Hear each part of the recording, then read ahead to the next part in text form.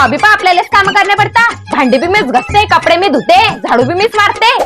काय कटकट करणं लावलाय तू ना? हा बायको आहे तू, बायको सारखी राहत जाय। मला बी काही हौस नाही आहे तुमच्याशी भांडण करायची, मै बी काहीतरी मजबुरी आहे म्हणून मी भांडण करते। काय मजबुरी आहे तुझी अशी? व तुमच्याशी भांडण नाही केलं ना तर मी बीपी लो होतो आणि जेवण बिन धकत मले। काय भांडण करताय रे बुवा? काकू तू समजून सांग जरा, त्या रोज कटकट करते आणि मग बीपी वाढवते।